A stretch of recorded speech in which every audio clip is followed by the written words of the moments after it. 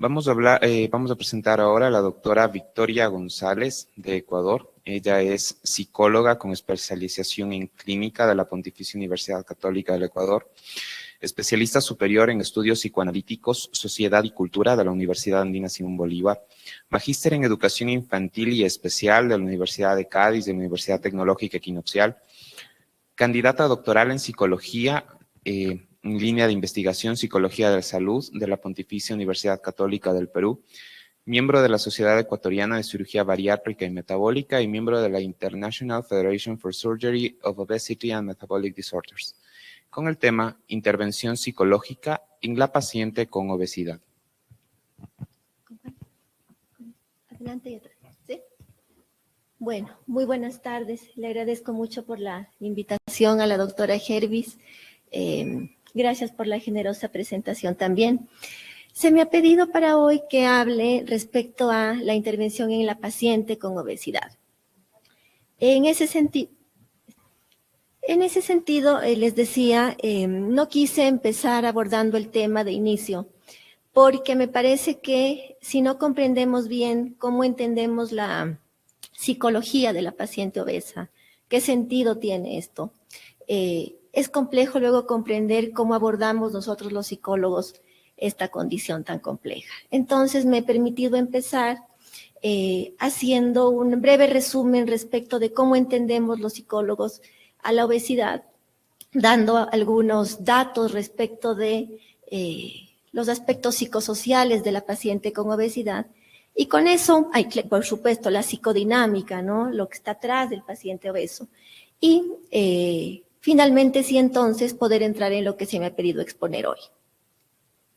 Antes de empezar con mi exposición, quiero indicar que no tengo conflictos de interés y comienzo entonces.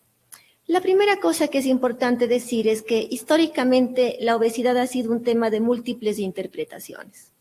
En muchas culturas la obesidad estuvo relacionada con aspectos muy positivos, la riqueza, el estatus, el poder, la fertilidad, lo cual en nuestra cultura, por ejemplo, en la cultura valdivia se pone de manifiesto en las figurillas de mujeres que se han encontrado, y lo que contrasta con la forma en que hoy vemos la obesidad. En nuestra sociedad occidental ahora encontramos que los estándares se han modificado. Además de las explicaciones de orden médico que le damos a la obesidad, se han hecho esfuerzos importantes por comprender los mecanismos psicológicos que subyacen a esta condición. La motivación, la autorregulación, la personalidad, el estilo de procesamiento de estas pacientes. Todo aquello que subyace a quienes tienen y enfrentan esta condición. Generalmente, la obesidad responde a aspectos muy variados, genéticos, culturales, y en todo caso también había que decir que es producto de una historia de hábitos higiénico-dietéticos de larga data, generalmente inadecuados, por lo que hay una dificultad, una resistencia para poder modificarlos. En el Ecuador, la investigación sobre los aspectos psicológicos de la obesidad en realidad son escasos, lo cual contrasta con la cantidad de pacientes que tienen esta condición, con el crecimiento exponencial de la obesidad en este país, ¿sí? Sin embargo, esto es muy importante, y es muy importante sobre todo estudiar los factores o las variables moderadoras que hacen del curso de la obesidad, del tratamiento de la obesidad, de su evolución distinta tanto en mujeres como en hombres. El sexo se considera, o el género se considera, un importante factor moderador, es decir, quienes son mujeres con obesidad tienen un distinto curso de aquellos de los hombres, ¿no? Sin embargo, la investigación en el tema también nos dice que el género no debe ser visto como un factor único, sino como un factor determinante, pero en su interrelación con otros factores. La condición social, racial, la edad, el estatus socioeconómico. Me permito ahora indicarles algunos datos en relación a los aspectos psicosociales que enfrentan las mujeres que padecen obesidad.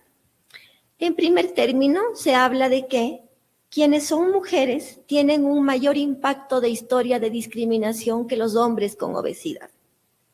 Y esto se relaciona penosamente con mayor índice de psicopatología y, naturalmente, conductas alimentarias y, en general, higiénico-dietéticas disfuncionales. Otros autores proponen una relación directa entre los años de obesidad que ha padecido el paciente, el grado de estigma del que ha sido víctima, y eso en relación directa con el nivel de psicopatología, lo cual nos pone frente a la importancia de que estas pacientes sean atendidas prontamente. Este hecho, el hecho de que a mayor evolución, mayor tiempo de evolución de la obesidad está directamente proporcional con la presencia y la severidad de la psicopatología. También redunda en las bajas tasas de adherencia, la dificultad que las pacientes tienen para poder cumplir con las indicaciones que los equipos multidisciplinarios solemos dar. Por ejemplo, en el ejercicio, muchas mujeres que se resisten a hacer ejercicio. Está esto documentado en la literatura y también nosotros, los psicólogos, escuchamos con mucha frecuencia. No quieren ir al gimnasio, por ejemplo, por la vergüenza que les produce el que los demás las vean. ¿Sí? Entonces, hay aspectos ahí de orden un poco paranoide, producto de esta historia de estigmatización que estas pacientes padecen, ¿no? Lo mismo también hay que decir respecto de la calidad de vida relacionada con la salud. En general, los estudios en población sin patología muestran que los hombres tienen una mejor calidad de vida relacionada con la salud que las mujeres. Lo mismo ocurre en enfermedad crónica y con especial énfasis en la obesidad. Y esto a su vez se relaciona con una conducta más impulsiva en las mujeres, estilos disfuncionales, atribucionales disfuncionales, es decir, dificultad de concientizar respecto de la patología, dificultad en asumir los hábitos de adherencia y, sobre todo, mayor impacto en la autoestima. Hablemos ahora sí de la psicodinámica, cómo entendemos a la paciente con obesidad psicológica. En la corriente psicoanalítica a la que yo me escribo, en el tratamiento. Sin embargo, naturalmente, sí es posible teorizar y obtener una de estas pacientes. Y a partir de allí, encontrar estrategias de acción. Con la intervención hay que hablar de ese desde la perspectiva de la psicología. Interesa entonces, en la obesidad tiene para el paciente. La teoría nos dirige en el análisis de caso, escucha de la obesidad. No solamente escuchamos cuántas las dificultades que enfrentamos de su historia. Tenemos que oír la historia en general de cuántas libras tiene de más. Y en esa historia, ¿qué significado tiene la obesidad? Temas relativos se manifiestan en formas diversas.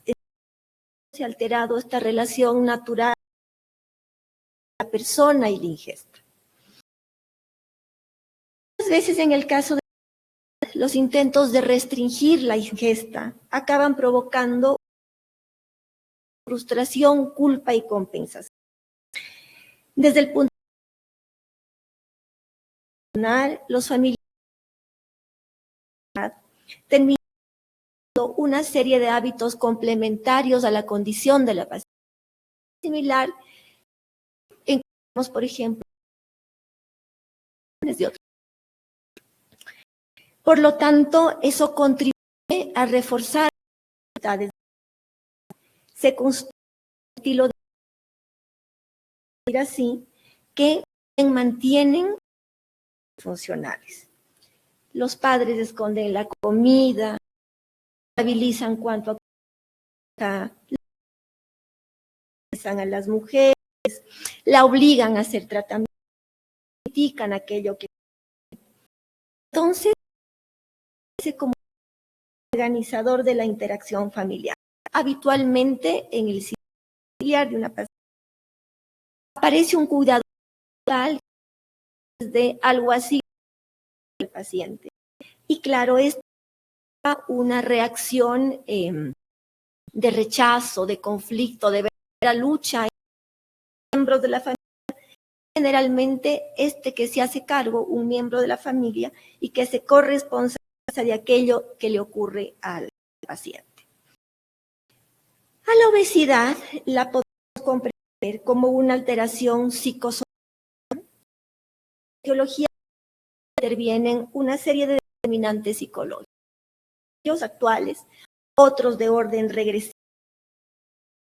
Los pacientes con obesidad suelen responder a la necesidad de satisfacer inmediata sus necesidades.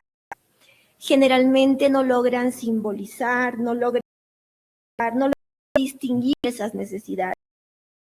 Realmente tienden a resolver y más que tenemos los seres humanos, que es la comida. En su mayoría, muchas veces, ¿sí? Provienen de familias con carencias afectivas. El conflicto lleno vacío es un factor común en estas pacientes. No se sabe en el sentido de la en las distintas de la vida. Nunca están confundidos con los logros, relaciones amorosas. Simbólicamente, el alimento equivale al amor, alivia, compensa las carencias de las pacientes. Generalmente no soportan el rechazo, tienen dificultad de estar solas.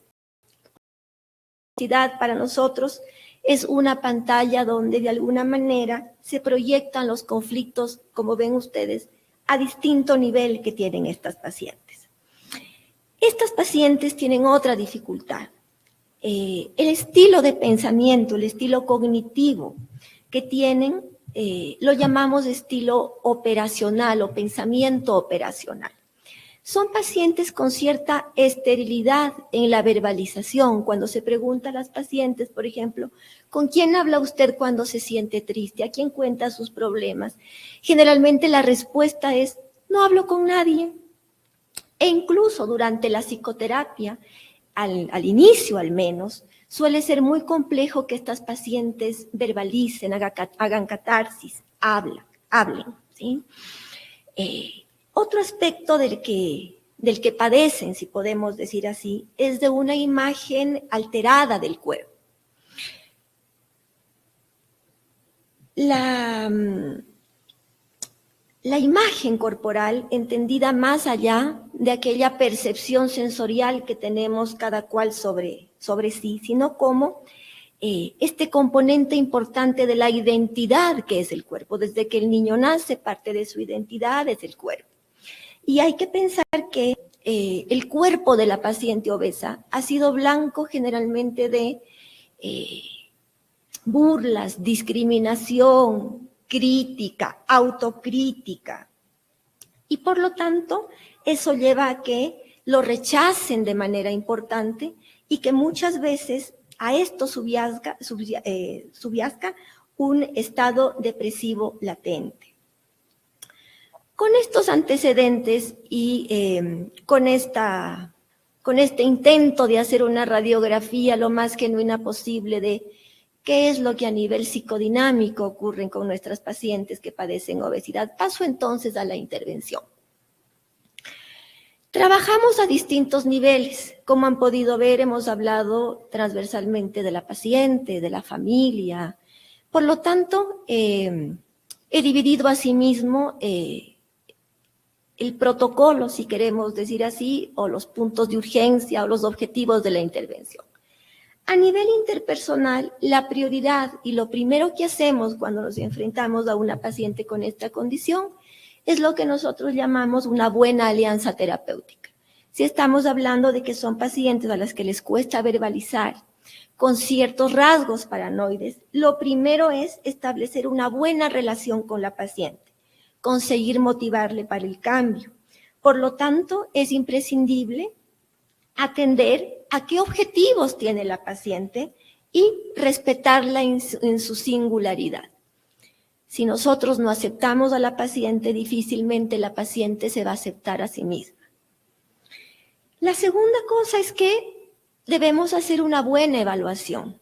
Siempre los psicólogos evaluamos, según cada corriente de la psicología, usamos diferentes técnicas, pero en todo caso es importante hacer una evaluación de la personalidad, descartar comorbilidades psicopatológicas, ¿sí?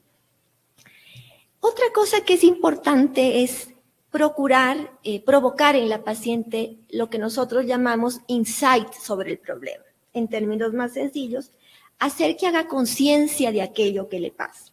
Muchas pacientes, como un mecanismo de defensa psíquico, tienden a minimizar la condición. Y entonces un aspecto importantísimo antes de seguir con el tratamiento que queremos plantearnos es que la paciente haga conciencia del problema. Más allá de las cadenas fisiológicas, morfológicas, químicas, que ya las pacientes saben de memoria, ¿sí? Analizamos el momento en que apareció el síntoma, indagamos la situación personal, los pensamientos respecto a aquello, los acontecimientos, es decir, intentamos situar la obesidad en la línea de tiempo biográfica de la paciente. Además, intentamos indagar los beneficios secundarios de la condición. Paradójicamente, los síntomas hacen sufrir, pero a la vez, de todo síntoma se pueden establecer beneficios secundarios. ¿Qué me impide este síntoma? ¿Qué me impone este síntoma? ¿Por qué no me sacio? Son preguntas de cajón. ¿Habrá detrás de esta condición que es difícil manejar la necesidad de mantenerse como víctima eterna? En muchos casos sí. ¿Habrá en algunos casos la necesidad de ser cuidada siempre por alguien? En muchos casos sí. Por lo tanto, esto hay que preguntar. ¿El por qué no me sacio?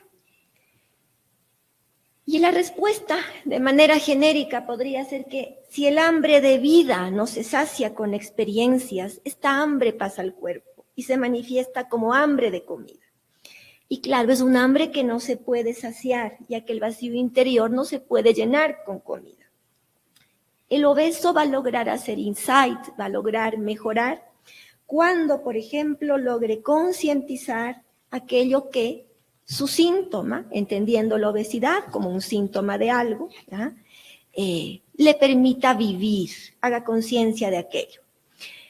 Usamos ya un poco de manera más práctica, no quería hacer de esto un catálogo de técnicas de intervención, creo que más importante es que podamos entender el sentido de lo que le pasa a la paciente. Pero, por ejemplo, las técnicas de externalización son importantísimas, permitir que la paciente, una vez que ya lo logre, hable de lo que ella siente respecto de lo que le pasa, más allá de lo que los demás les hemos dicho que significa su obesidad. Hay algunas tareas que pueden ser especialmente relevantes cuando la intención es que la paciente pase de la preparación o de la contemplación a la preparación y a la acción. Por ejemplo, una técnica muy bonita es la carta de despedida. Pedimos a la paciente, por ejemplo, que escriba una carta dirigiéndose a su obesidad, como si de una persona se tratara, agradeciéndole por haber estado en su vida, indicándole las cosas que no le dejó hacer y proponiéndole que desde ahora en adelante se compromete a dar el paso. Otras técnicas, como por ejemplo el post-it para uno mismo, que consiste en que la paciente se escriba a sí misma, ella a ella, frases motivadoras que le lleven a cumplir los objetivos, ¿no? Muchas veces las pacientes se vuelven dependientes de la motivación externa y un elemento importantísimo es hacer que en la paciente florezca la autorregulación y la automotivación. También trabajamos en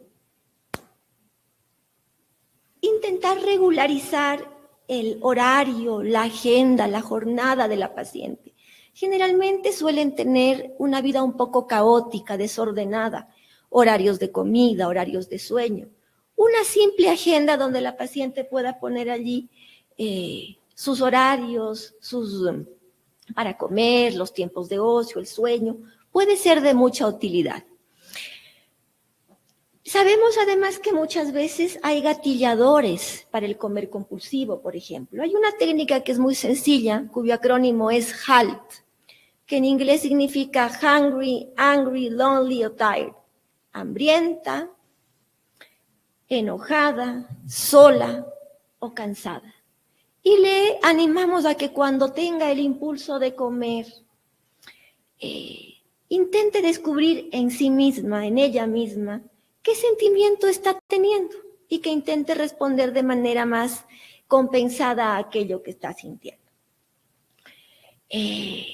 Cuando nos damos cuenta que la paciente tiende a responder a las dificultades con comer, por ejemplo, es importante enseñarle técnicas de resolución de conflictos, de manera que ella pueda acceder a formas distintas, más asertivas de manejar sus problemas. El manejo de la imagen corporal también es muy importante, ¿ya? Decíamos al inicio que parte de la identidad, de cómo es uno, de qué uno entiende de uno, es el cuerpo. Y es importante que estas pacientes logren reconciliarse con ese cuerpo, ¿sí? La construcción de la imagen corporal, sobre todo, tiene un periodo crítico en la adolescencia, donde la eterna pregunta del adolescente de quién soy yo,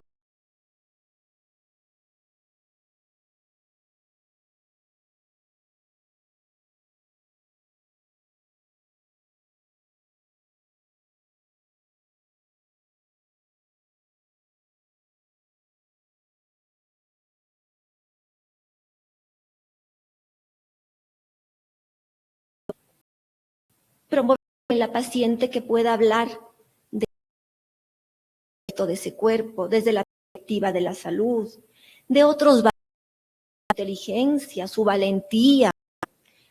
A partir de ese reconocimiento del cuidador de atención positiva, lo cuide, lejos naturalmente de errores de concepto como el cuerpo ideal o la perfección, que lo que hace es tiranizar a la gente, más bien desde la perspectiva de un bien mayor.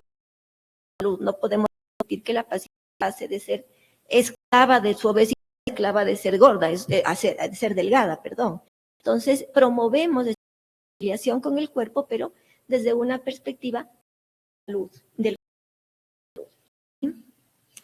y naturalmente promovemos las relaciones sociales. Son pacientes solitarias, hemos dicho, son pacientes con dificultad para hacer amistades, generalmente pierden sus relaciones prontamente y entonces las técnicas de socialización suelen también ser útiles en estos casos.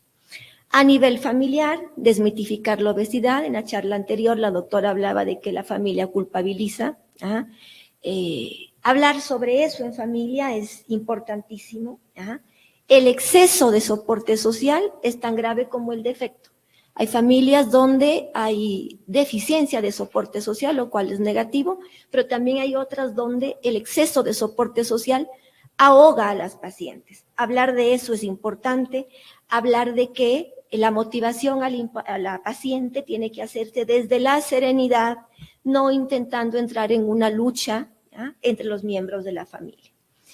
Estadísticamente son pacientes en las que las recaídas son muy comunes, por lo tanto, en las fases últimas de la intervención psicoterapéutica, hacemos un trabajo importantísimo que a veces se nos olvida y es preparar a la paciente para la independencia. La psicoterapia, como cualquier otro tratamiento, tiene una duración y por lo tanto intentamos darles herramientas a lo que llamamos un botiquín de primeros auxilios psicológicos, de manera que cuando la paciente esté ya sin nosotros, pueda saber qué hacer.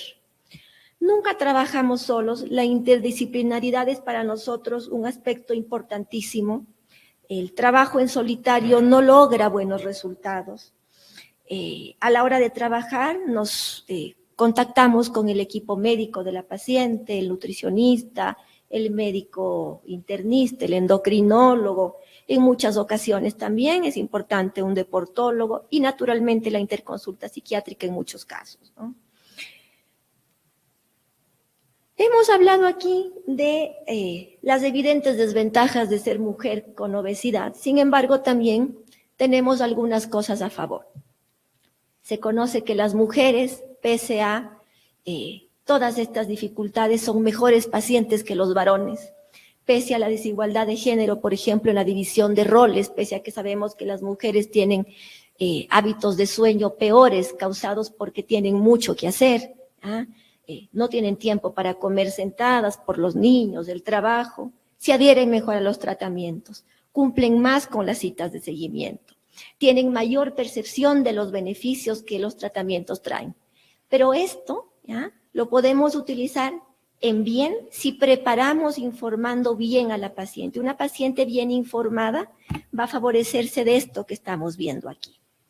Finalmente, y con esto termino, porque además veo que mi tiempo se acabó, 4 conclusiones de esta breve charla que he querido compartir con ustedes.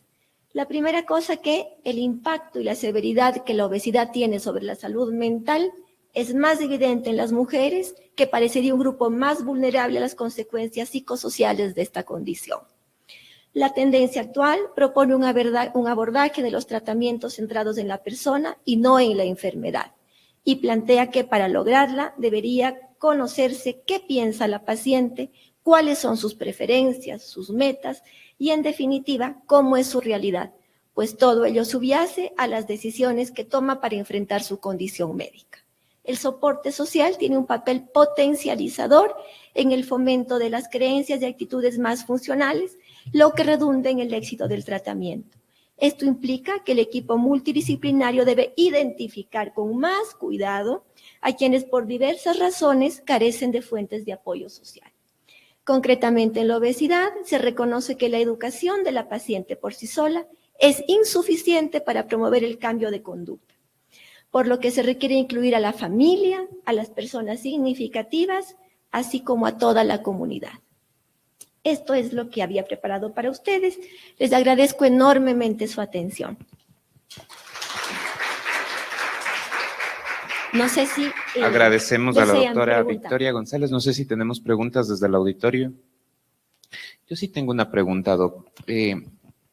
Hemos hablado en todo el tema que el abordaje es personal y obviamente la misma paciente va a salir adelante con técnicas. Pero el abordaje grupal, la técnica grupal que en muchos otros aspectos se utiliza y en muchos otros aspectos es funcional, en las pacientes con obesidad, ¿también es buena la terapia grupal de pacientes con obesidad? La psicoterapia grupal es bien importante, pero yo pensaría que los beneficios que el compartir la condición de uno, que es conocido, que es beneficioso desde la salud mental, debería ser debería hacerse en un momento posterior a la psicoterapia individual, por todo lo que hemos dicho, ¿no? Pacientes a las que les cuesta hablar, si les cuesta hablar frente al psicólogo, en un ambiente supuestamente de seguridad, de contención, imagínese usted ir directo hacia un grupo grande, ¿no? Si hemos hablado de que son pacientes con ciertos rasgos paranoides, defensivas de por sí, por su propia historia, no por ningún asunto de orden moral, sino por el dolor de la estigmatización de la que hemos hablado. Entonces, claro, de inicio más bien yo pensaría, y bueno, y además de aquello está descrito también, que opondrían resistencia, ¿no? Los abordajes grupales en este tipo de pacientes, me parece a mí que tendrían que venir en una fase posterior, cuando lo que hemos hablado se haya ya al menos reducido. ¿Sí? Perdón, no les dije, aquí les comparto una bibliografía para quienes deseen. Entiendo que esto puede estar, va a compartirse con la audiencia, entonces aquí he puesto una bibliografía. No sé si le contesto a su pregunta. Muchísimas gracias. En fases posteriores, por supuesto, ¿no? El compartir, el saber que uno no solamente es el que ha pasado por una condición así, es reconfortante, es anímicamente optimizante, es positivo. Muchísimas gracias, doctora. ¿Alguna otra pregunta? Agradecemos a la doctora Victoria González. Muchas gracias, Vicky, por compartirnos esto tan importante. Yo creo que todos tenemos que pensar así como el orden del programa. primero en la parte psíquica del paciente para luego complementar todo lo que justamente vamos a ver a continuación. Yo quisiera saber, a lo mejor tu percepción o por tu experiencia, ¿está llegando más pacientes a la consulta para buscar tu ayuda? ¿Sientes que sí estamos un poquito mejorando nosotros los médicos en referirlo? Gracias. Sí, gracias, Paula. Sí, y gracias a ustedes, porque son ustedes los que en primera instancia reciben al paciente. La psicología se ha ampliado más, siempre ha sido la hermanita huérfana de las ciencias de la salud. Ahora un poco menos, pero en realidad desde la práctica, cuando una paciente tiene una condición como esta, a la primera persona que acude es a su médico. Acude al endocrinólogo, acude al cirujano bariátrico, acude al internista, en fin. Y entonces justamente ahí es el punto en el que hay que aprovechar. Entonces, mi llamado a ustedes, colegas, para que desde sus consultas, desde su atención, tomen en cuenta lo que he dicho, porque de ustedes depende en buena medida la educación de estas pacientes. Tomarse un poquitín de tiempo para explicarles un poco de lo que hemos hablado y, como les digo, explicarles los beneficios que va a ser trabajar en grupo. A veces los pacientes se resisten un poco a los tratamientos multimodales porque les ven como muy cansones, difíciles de atender, que tener que ir a la consulta. Pero si ustedes se toman el tiempo de explicarles el beneficio versus cualquier pequeña incomodidad que pueda surgir de asistir a varios profesionales, muy seguramente vamos a lograr lo que sí estamos empezando a lograr. La respuesta concreta a ti, Paula, sería, lo estamos logrando, pero el camino todavía es largo, ¿no? Muchísimas gracias. Contar con este apoyo psicológico siempre Gracias. en los pacientes Muy amable, gracias. es importantísimo. El trabajo multidisciplinario es lo que a la final nos va a dar mucho peso.